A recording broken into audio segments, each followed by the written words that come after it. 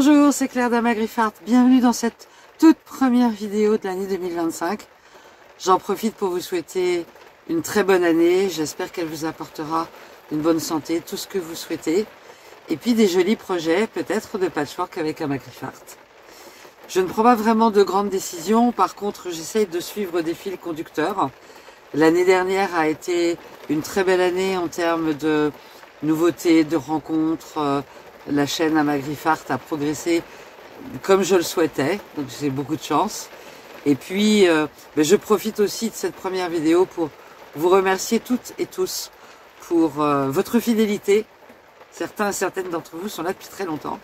Et puis, souhaiter la bienvenue aux nouveaux.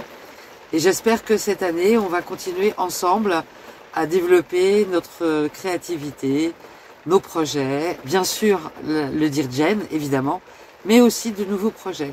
J'ai envie pour cette année, vraiment dans les axes que je me fixe, de développer encore plus cette créativité et ce côté artistique. Et donc, je commence fort, puisque je commence aujourd'hui par vous proposer un art kilt, donc ce qu'on appelle un kilt d'art, à travers un collage kilt, c'est-à-dire un kilt de collage. C'est quelque chose que j'avais envie d'essayer depuis vraiment longtemps. Et quand j'ai fait les vidéos sur les bases du patchwork et que j'ai recherché quels étaient du coup les différents types de kilts et que j'ai retrouvé ces kilts d'art collage, je me suis dit ah mais vraiment il faut que j'en fasse un. C'est encore un tout petit peu chaud avec ma main pour coudre. Alors je peux coudre mais pas très longtemps. J'ai pas encore de d'endurance. Enfin j'ai l'endurance mais dans la douleur c'est peut-être pas complètement indispensable. Donc je me suis dit peut-être qu'un kilt de collage ce sera plus doux pour ma main. Oui à peu près je trouve. Et donc j'ai profité de ce break des vacances pour faire mon premier kilt de collage. Et j'ai tourné une vidéo sur ce pas à pas dans la découverte de ce que c'est qu'un kilt de collage. Et à la fin, en conclusion, je vous dirai ce que je pense avoir plutôt réussi et puis ce que je pense peut-être avoir un peu raté ou qui reste à améliorer. C'est un premier, en tout cas je suis ravie de découvrir ça avec vous et j'espère que cette vidéo vous plaira. Alors, les outils spécifiques pour un art kilt de collage. La première chose, on va avoir besoin de papier cuisson.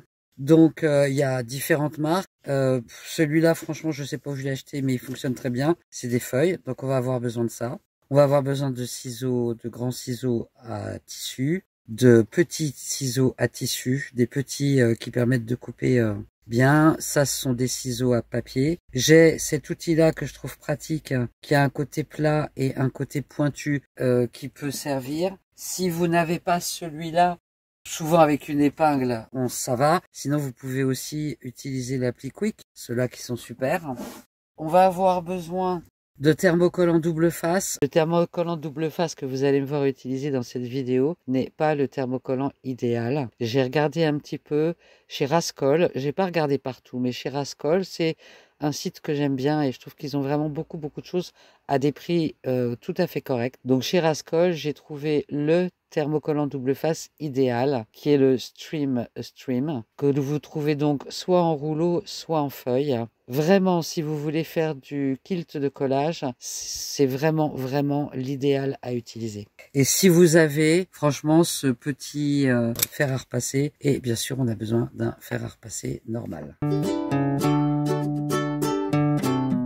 J'ai pas imprimé les pages avec les instructions, j'ai simplement imprimé les pages dont j'ai besoin pour la construction. Donc la première page que j'ai imprimée en couleur, c'est celle où on a tout le kilt. La deuxième, c'est celle où on a le schéma des 6 découpes, puisque après, donc, on a les pages. Et j'ai juste commencé avec la première à découper tout le tour blanc, dont on n'a pas besoin. Alors, on en a un peu besoin quand même, mais ça va dépendre de comment on fait. Donc, par exemple, là, ça se colle là. On voit bien la jonction là. Donc, je vais laisser cette partie-là, mais je vais couper le bas. Je vais couper ce côté-là dont j'ai pas besoin. Donc, j'utilise un cutter rotatif que j'utilise que pour le papier. Donc ça va aller comme ça. Le troisième va venir là. Je vais donc découper là.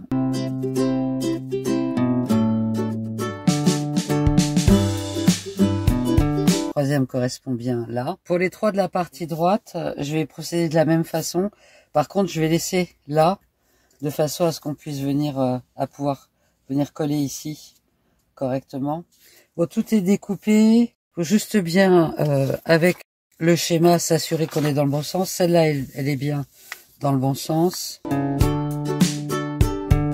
Je vais venir simplement correctement les superposer. Vous pouvez utiliser de la colle, vous pouvez utiliser du scotch.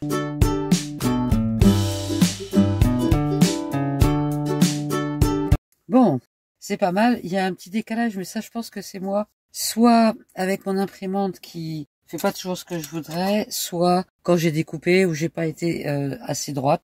C'est pas ça qui va de toute façon déranger quoi que ce soit. Alors j'ai décidé que je restais dans les coloris qu'elle propose sur le modèle. Donc ici on a un camailleux de jaune allant jusqu'à l'orange et ici un camailleux de rouge et de rose.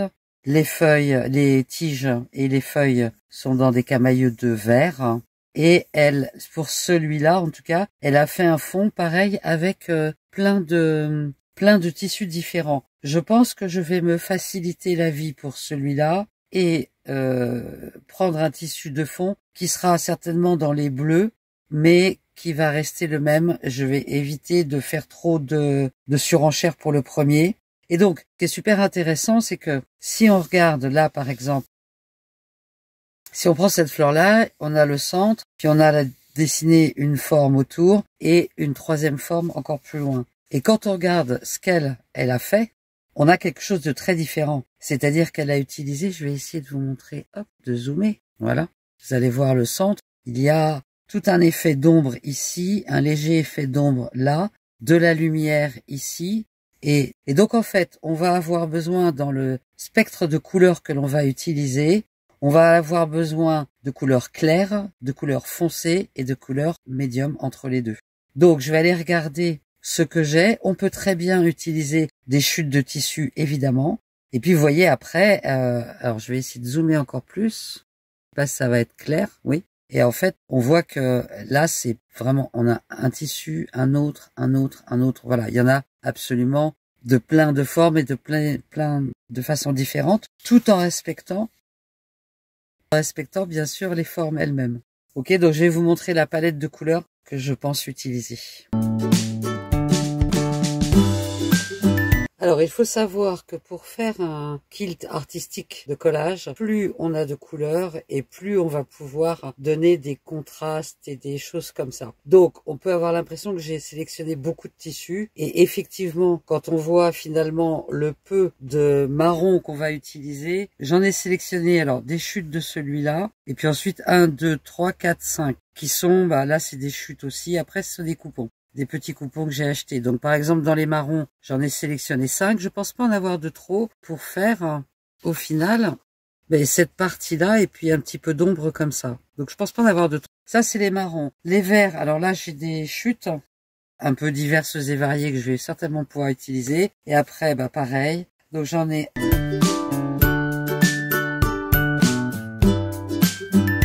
et 10. Donc j'ai mis du plus clair au plus foncé, sachant que je les utiliserai tous ou pas. Pour l'instant, je ne sais pas.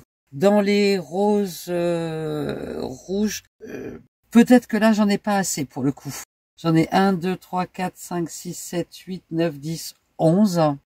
On verra. Peut-être que quand même j'en ai assez. Et dans les jaunes orangés, il y a très peu d'orangés finalement. Il y a plutôt un dégradé de jaune. Donc j'en ai 13, on peut très bien imaginer jouer en le mettant aussi de l'autre côté. Donc ça aussi, ça peut pas toujours multiplier les couleurs, ils sont pas tous réversibles de cette façon-là, mais celui-là, par exemple, c'est un bon exemple.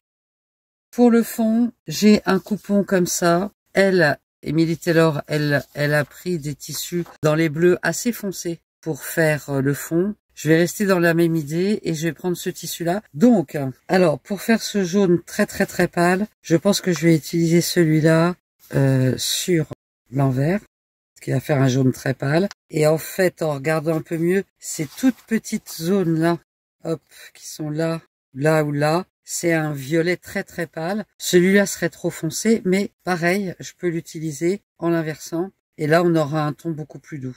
Donc, je vais ajouter celui-là à ma sélection de couleurs. Et on va pouvoir passer à l'étape suivante. Ce que l'on va faire ensuite, c'est chercher à estimer un petit peu le volume de tissu qu'on va utiliser pour chaque tissu. Donc, j'ai assez peu de marron. Donc, j'ai découpé un bout de ce marron-là, un petit bout de celui-là. Et je vais faire ça pour l'ensemble des tissus que je vais utiliser. Je vais juste découper un morceau qui me paraît cohérent par rapport à l'utilisation. Donc voilà, j'ai découpé ces morceaux dans les tissus marrons. Ce que je vais faire maintenant, et ce que je vais faire pour tous les tissus, je vais pareil découper des morceaux plus ou moins grands en fonction de ce que je pense utiliser, sachant qu'on peut toujours en redécouper d'autres après. Ensuite, ce qu'on va faire, c'est qu'on va prendre une feuille de papier cuisson pour protéger notre plan de repassage. Et on va prendre notre thermocollant double face qu'on va positionner dessus en laissant de la marge pour être sûr de ne pas coller ma table. Et je vais venir, là où il y a mon thermocollant, je vais venir coller, enfin je vais venir positionner mes morceaux de tissu. Je vais prendre une deuxième feuille, puisque moi le papier cuisson que j'utilise, il est en feuille. Donc je vais prendre une deuxième feuille, que je vais venir mettre par-dessus. Et je vais venir repasser. Alors selon le thermocollant, normalement c'est mieux de ne pas laisser de trou. Une fois que ça c'est fait, on voit que ça ne colle pas de l'autre côté. Ok, donc là j'ai préparé mes tissus marrons. Je vais faire exactement la même chose avec tous mes autres tissus. Bah, par exemple, ça c'est une chute. Un bloc de cette dimension-là, c'est pas mal. Rectangulaire, c'est franchement un bloc comme ça, c'est une bonne dimension. Ça fait, celui-là il fait 10 cm, vous voyez, sur une vingtaine, voilà. Alors ça y est, tous mes tissus sont découpés en morceaux et collés avec du double face. Donc ça prend un certain temps. Maintenant, l'étape suivante va être de reprendre notre planche initiale et de scotcher dessus à nouveau. J'ai changé, j'en ai pris des neufs, du papier cuisson, puisque on va se servir de ça pour précoller ensemble nos morceaux de tissu.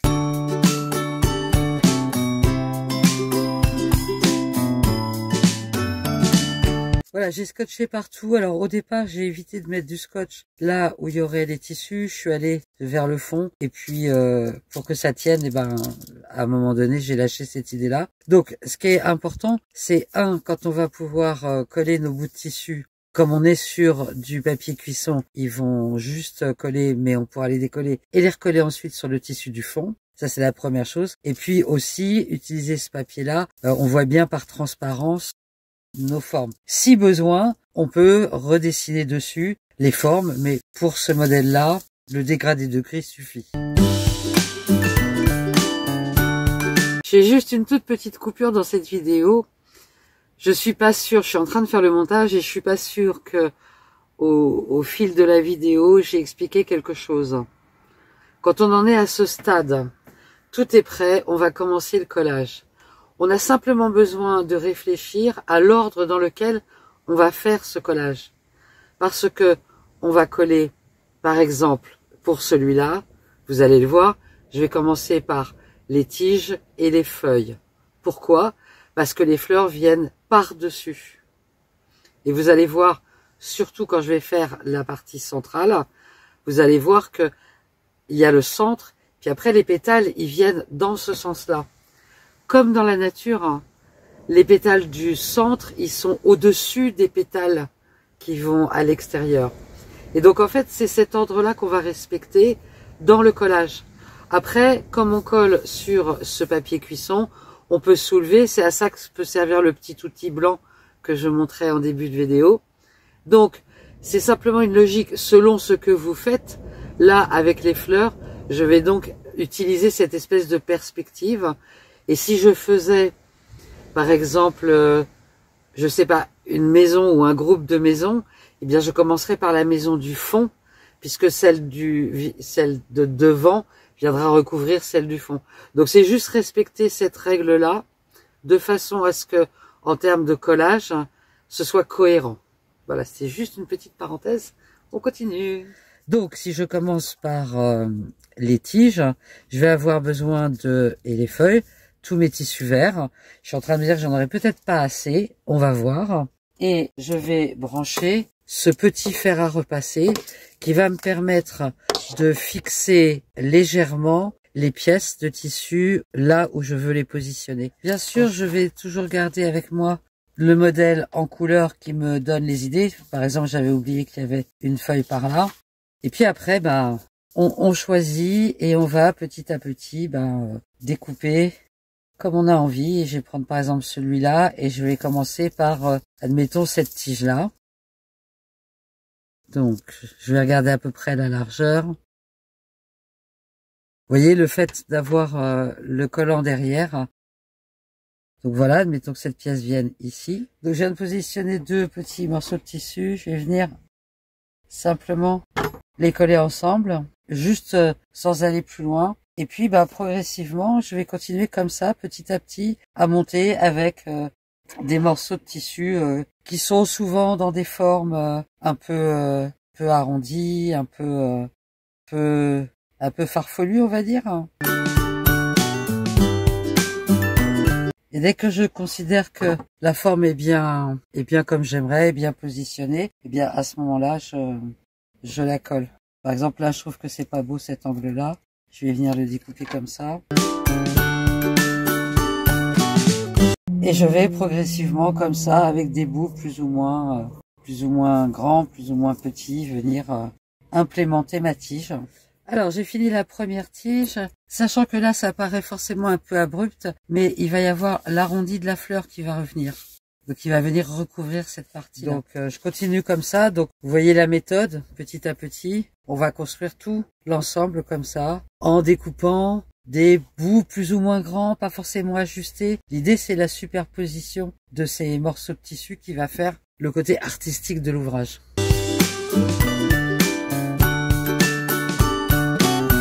Alors, toute la partie feuilles et tiges est faite. J'ai vraiment aucune idée de ce que ça va donner au final. Mais c'est plutôt rigolo à faire. Alors, si je regarde attentivement le dessin, on a globalement un cœur qui est là et puis les pétales qui partent vers l'extérieur. C'est un peu comme les tiges où on sent qu'on a un mouvement vers vertical. Là, on a quelque chose qui tourne autour. Et du coup, pour les tiges, je me suis rendu compte que pour celle-là, par exemple, qui est peut-être plus une feuille, j'avais plus de forme horizontale que verticale. Là, j'étais plus en verticale. Donc, c'est vrai que c'est ça qui va peut-être donner le sens dans lequel on va découper nos formes. Donc là, parce que le dessin, il n'y a rien dessus, il n'y a que la forme, il n'y a que le contour. Donc ça va être à moi de voir comment je positionne les tissus pour avoir cet effet vraiment de fleur. Ça me paraît pas simple comme ça, on va voir. Alors j'ai commencé à faire cette partie-là de la fleur et je trouve que c'est plutôt pas mal. Donc ça prend du temps de découper, de placer, etc. Mais je commence à me dire que le résultat sera peut-être pas mal. Alors j'ai fini la première fleur, celle du bas, et je trouve que j'aime bien, j'aime assez le résultat. Je vous montre de plus près, qu'on puisse voir un petit peu toute cette notion de collage. Je trouve que c'est une technique super intéressante parce qu'en fait, quand on voit de près, on voit plein de petits morceaux de tissu, et puis quand on s'éloigne, on voit une fleur. Donc, je trouve ça assez génial. Je trouve ça assez magique, en fait.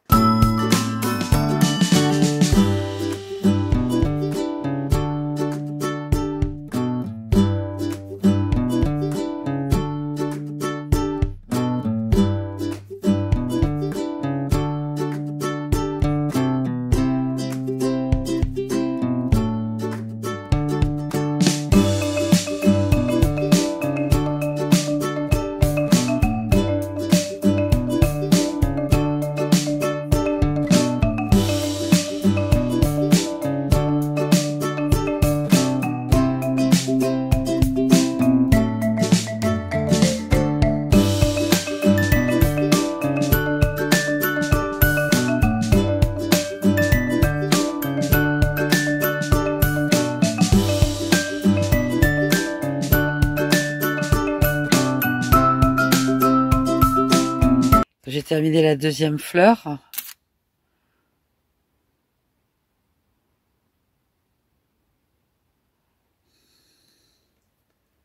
Voilà ce que ça donne pour l'instant. Je voulais juste préciser une chose par rapport à la fleur centrale. Donc en fait, j'ai commencé par créer le cœur. Et puis, je me suis rendu compte que non, parce que en fait, on va d'abord créer tout l'extérieur, puisque l'extérieur, les pétales de la fleur, ils viennent du cœur vers l'extérieur. Donc l'extérieur est dessous. Donc pour être dans le bon sens, il faut que ça se soit au fond, que ça se soit par-dessus, que ça se soit par-dessus et que le cœur central soit par-dessus.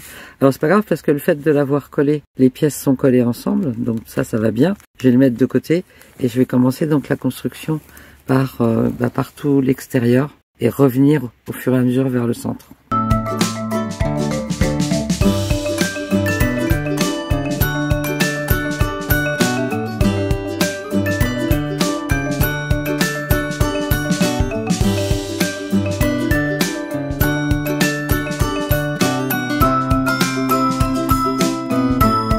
Alors, j'ai fini les deux rangs, on va dire, de la fleur. Et en fait, là, je suis repartie du centre. Donc, j'ai positionné le centre. Et puis, je suis en train de partir vers l'extérieur.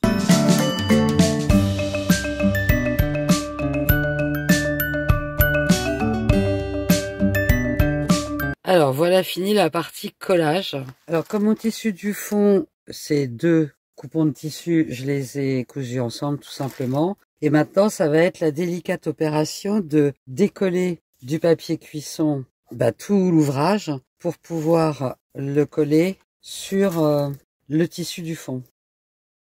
Donc, l'intérêt du papier cuisson, c'est qu'on peut décoller assez facilement, on le voit. Donc, c'est assez important d'avoir bien superposé les tissus de façon à ce que tout se décolle en même temps. Par exemple, là, j'ai pas vraiment, hop, je vous montre en bas, j'ai pas vraiment superposé correctement ça. Ça se superpose à peine. Mais c'est collé par là.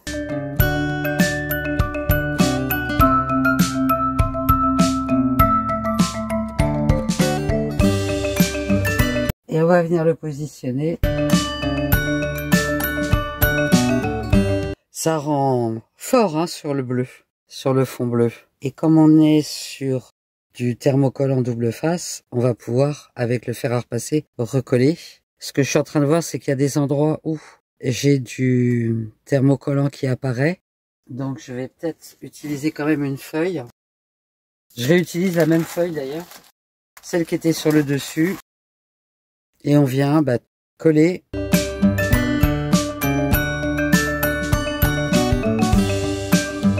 Alors c'est bien collé. Alors surtout n'utilisez pas de vapeur. On voit que c'est bien collé. Et on voit un petit peu le rendu global avec le fond.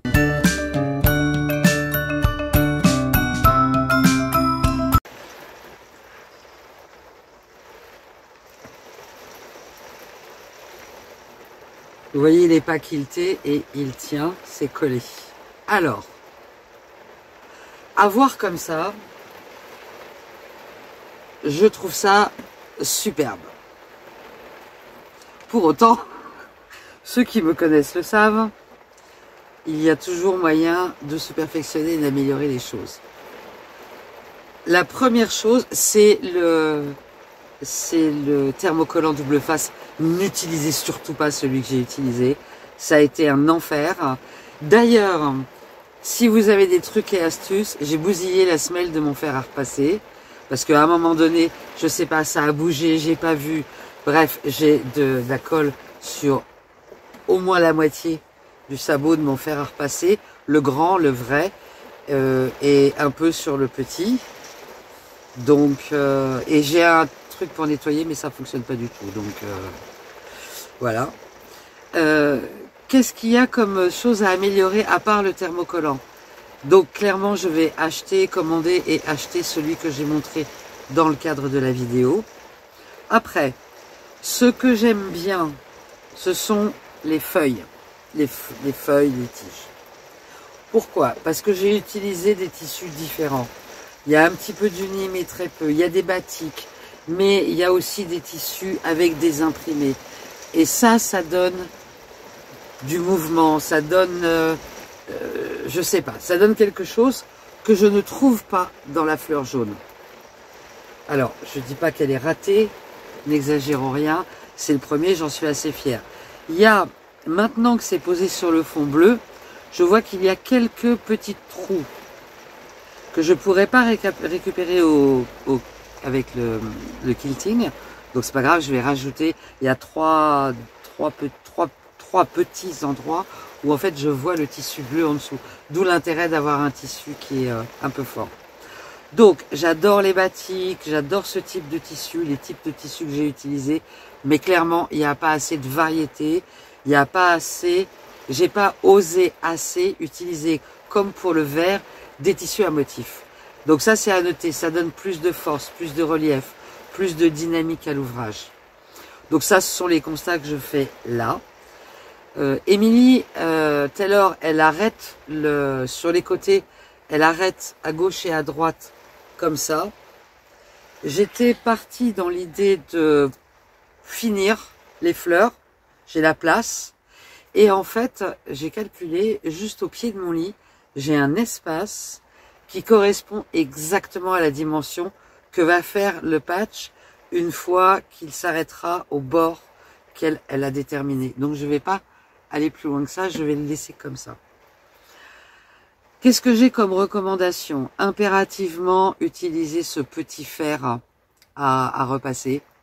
C'est pas un très gros investissement et je pense que c'est assez indispensable. Si vous n'utilisez pas celui-là, vous allez vous embêter, je pense. Voilà, les tissus. Après, j'ai adoré, vraiment. Je peux pas vous proposer que ça sur ma chaîne YouTube. Clairement, je vais en faire d'autres. Clairement, j'ai commencé à regarder ce que moi j'ai en photo pour créer mes propres modèles, puisque ça fait partie des objectifs de cette année de proposer la création de mes propres modèles. Et j'ai adoré la technique, j'ai adoré la créativité, la liberté. Alors c'est très intéressant parce que je fais aussi partie des gens qui adorent les quilts traditionnels. Le dirjen, c'est que du bonheur pour moi. Bon, on se prend la tête sur quelqu'un bloc, ça c'est sûr. Mais il n'empêche qu'on fait rarement plus traditionnel. On le fait à la main et je l'adore. Et j'ai adoré les quilts de France Arnaud par exemple, qui sont dans un modèle traditionnel. Aussi, mais j'adore le collage kilt, soyons clairs. Je me faisais la réflexion de qu'est-ce qui serait l'équivalent d'un collage kilt. C'est un kilt tout en appliqué. Mais alors, pour réaliser un appliqué, avec le nombre de tissus que j'ai pu utiliser, de petits bouts que j'ai pu utiliser à droite, à gauche, comme ça, surtout si on fait un bel appliqué rentré en point visible, là, un projet comme ça, ça prend quelques heures, mais c'est rien par rapport à l'appliqué. C'est rien du tout. Donc, c'est sûr que c'est beaucoup plus rapide, c'est fun. Et un de mes objectifs est d'essayer de rajeunir la population qui s'intéresse au patchwork. Non pas que je ne vous aime pas, je vous aime beaucoup.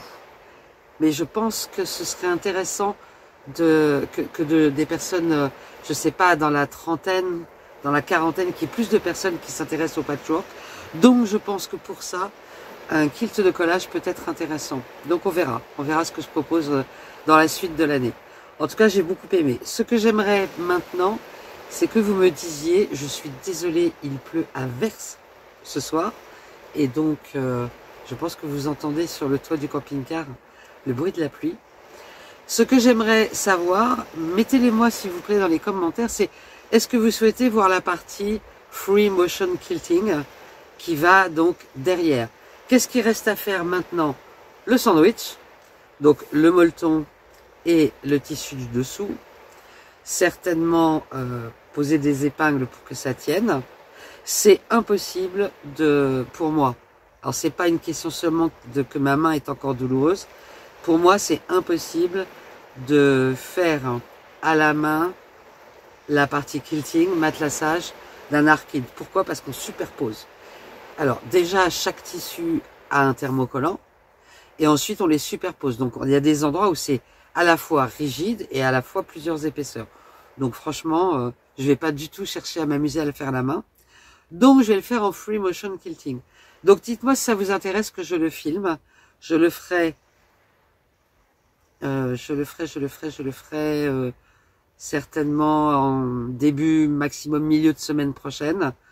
Donc si vous voulez, j'aimerais bien, je vais proposer cette année aussi des vidéos sur la partie quilting.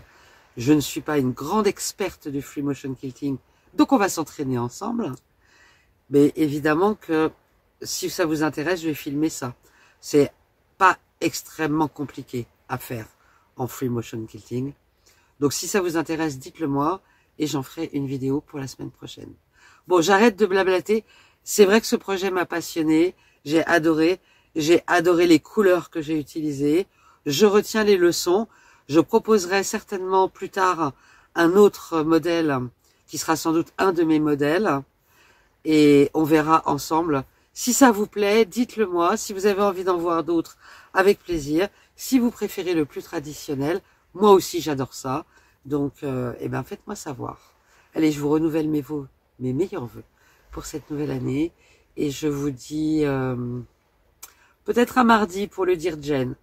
Je sais pas encore si je peux coudre à la main, pas très longtemps, donc on va voir ce que je peux faire et si c'est assez pour faire une vidéo pour mardi. Sinon vendredi prochain c'est sûr.